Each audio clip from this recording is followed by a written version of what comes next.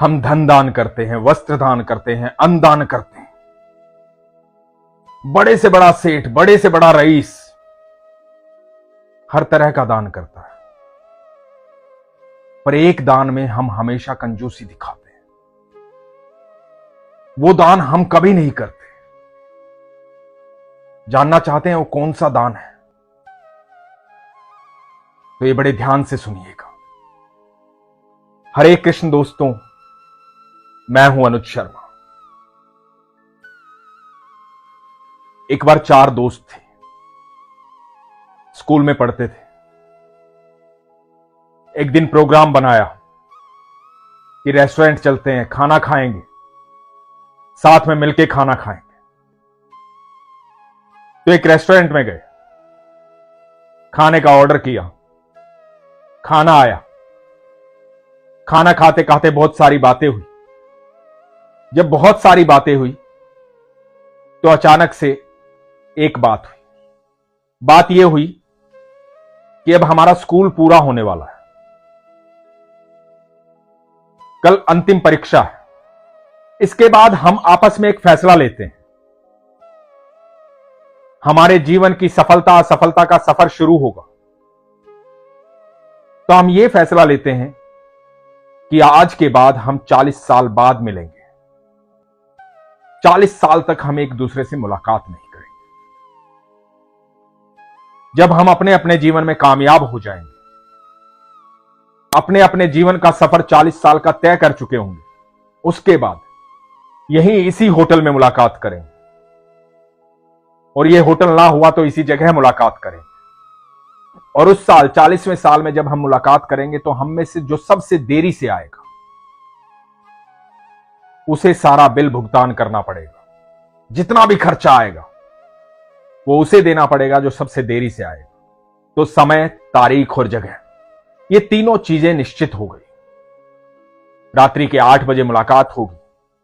40वां साल पूरा होने पर 1 जनवरी को मुलाकात होगी। इसी होटल में मुलाकात होगी। अब समय बीतने लगा। धीरे धीरे वो बड़े होने लगे। अब समय बीतने लगा। धीरे धीरे वो अपने कार्य में जुट गए, अपने अपने मार्ग पर चल रहे थे। कोई बिजनेसमैन बन रहा था, कोई वकील बन रहा था, कोई जज बन रहा था, कोई अध्यापक बन रहा था। सब अपने अपने कार्य में लगे थे, अपने अपने कार्य क्षेत्र में ईमानदारी से आगे बढ़ रहे थे। समय बीतते बीतते 40 साल बीत गए। 40 साल पहले जब ये बातें कर रहे थे, इस टेबल पर बैठ करके खाना खाते वक्त, तो वहां एक वेटर था।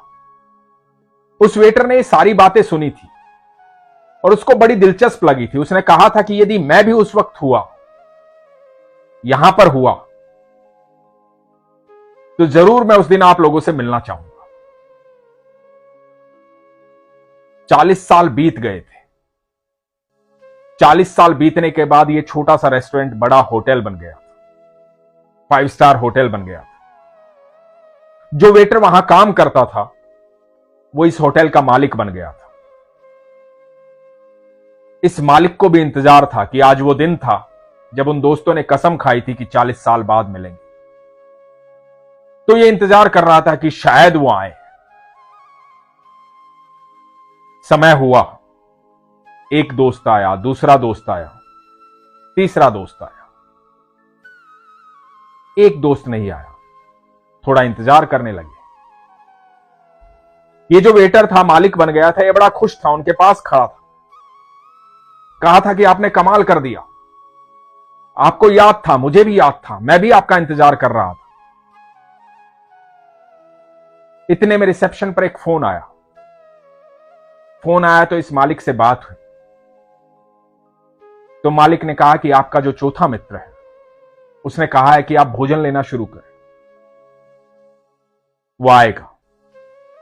तो इनको भूख लगी थी। इन्होंने कहा कि ठीक है, हम भोजन करना शुरू करते हैं। हो सकता है किसी काम में अटक गया और सबसे देरी से वही आएगा। तो इन्होंने भोजन करना शुरू कर दिया। भोजन कर लिया, बहुत सारी बातें कर ली, एक दूसरे के बारे में जान लिया। काफी देर हो गई। जब बिल भरने का समय आया तो इनमें से तीनों ने ही कहा कि लाओ बिल ले आओ, पता नहीं आज आएगा कि नहीं आएगा। तो होटल के मालिक ने कहा कि नहीं, उनका फोन आया है, वो आ रहे हैं और बिल सारा पे हो चुका है, सारा बिल दिया जा चुका है, आपको बिल देने की आवश्यकता नहीं है। तो इन्होंने कहा कि ठीक है, थोड़ी देर और इंतजार किया। अब इनको लगा कि शायद वो नहीं आएगा और ये जाने लगे। जैसे ही जाने लगे, होटल के गेट से बाहर निकल रहे थे तो देखा शहर के कलेक्टर की गाड़ी आकर के रुकी। कलेक्टर नीचे उतरा, उसने आकर के इन तीनों के पैर छुए और कहा कि अंकल नमस्ते। ये तीनों हैरान थे कि ये कौन है, शहर का कलेक्टर है, हमारे पैर क्यों छू रहा है।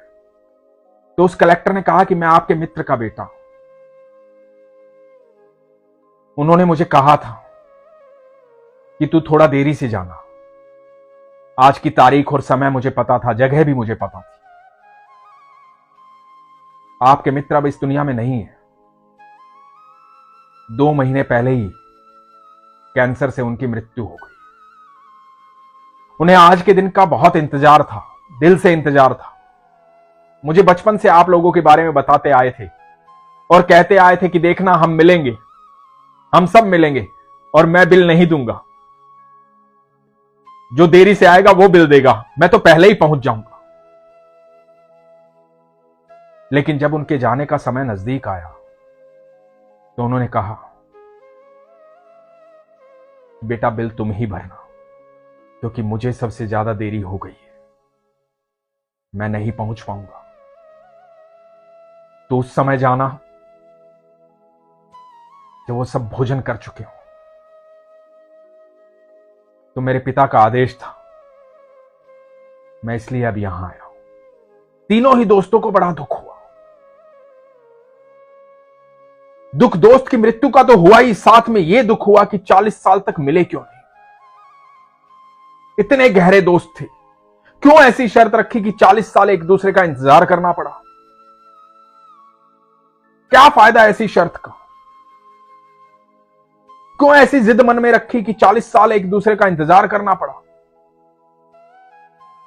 दोस्तों, हम सब आपस में जिद बनाए हुए, हम वर्षों वर्षों तक अपने रिश्तेदारों से नहीं मिलते, दोस्तों से नहीं मिलते, अपने परिवार से नहीं मिलते, दूर दराज के क्षेत्र में काम करने चले गए हैं, माता पिता से नहीं मिलते। जब बरसों बाद लौट कर जाते हैं तो माता पिता वृद्ध हो चुके होते, बूढ़े हो चुके होते। जब वो दुनिया से चले जाते हैं तो इस बात का अफसोस होता है कि हमने अपने जीवन में उन्हें समय क्यों नहीं दिया। जब कोई मित्र दुनिया से चला जाता है तो इस बात का अफसोस होता है कि हमने उन्हें समय क्यों नहीं दिया। हम काम में इतने व्यस्त हो गए, अपनी जरूरतें पूरे करने में, इच्छाएं पूरी करने में इतने व्यस्त हो गए कि हमारे सामने एक दूसरे की कोई कीमत नहीं रही है। बाकी सब चीजें कीमती हो गई। हमारे पास बहुत धन हो सकता है, ऐशो आराम हो सकता है, गाड़ी बंगले हो सकते हैं, लेकिन यदि प्रेम नहीं है तो कुछ भी नहीं है। यदि हमने जीवन में वो 4 कंधे नहीं कमाए जो हमें कंधा देंगे, तो हमने जीवन में कुछ नहीं कमाया। ईश्वर कहते हैं, मैं सबके भीतर समाहित हूं, तू सबके भीतर मुझे देख। हम इस धरती पर इसलिए आए हैं ताकि एक दूसरे से प्रेम कर सके, एक दूसरे को सुख दे सके, आनंद दे सके, खुद खुश रह सके, सुखी रह सके, प्रसन्न रह सके। ये सफर है दोस्तों, एक दिन सबका पूरा हो जाएगा। पैसा होते हुए आप दान कर दोगे, अन्नदान, फलदान, वस्त्रदान, हर तरह का दान कर दोगे, लेकिन एक दान को हमेशा भूल जाओगे, जो सबसे जरूरी है और सबके लिए जरूरी है, वो है वक्त दान। एक दूसरे को वक्त देना सीखो। एक दूसरे को वक्त देना अति आवश्यक है। अचानक से पता लगता है कि किसी दोस्त की मृत्यु हो गई क्योंकि एकांत महसूस कर रहा था, अकेलापन था, दुखी था, परेशान था। तो मन में भाव जागृत होता है कि काश मैं उसके पास चला जाता, काश मैं उससे बातें कर लेता। यह काश हर व्यक्ति को महसूस होता है, लेकिन कब? जब खो चुका होता है। इसे खोना नहीं है, हमें एक दूसरे के भीतर ईश्वर को महसूस करना है। भगवान श्री कृष्ण कहते हैं वसुदेव कुटुंबकम, सारी पृथ्वी एक परिवार के समान है। इस सफर में यदि दुखी नहीं होना चाहते ना, परेशान नहीं होना चाहते, तो एक दूसरे को कमाओ। वो पैसे से, धन से ज्यादा जरूरी है। जब आपकी मूलभूत आवश्यकताएं पूरी हो जाएं, तो दूसरों की मूलभूत आवश्यकताएं पूरी करने में विश्वास रखो, उनका सहयोग करो। आप जो बांटोगे वो कई गुना होकर के आपको मिलेगा। इसलिए प्रेम बांटो, एक दूसरे के अंदर विश्वास बांटो। प्रेम अत्याधिक आवश्यक है। वो सबके भीतर होना चाहिए, सबसे होना चाहिए। ईश्वर पर विश्वास रखो और प्रेम को प्रगाढ़ रखो। इसीलिए हमेशा कहता हूं, अपने विश्वास को मजबूत रखो, अपना ख्याल रखो। हरे कृष्ण।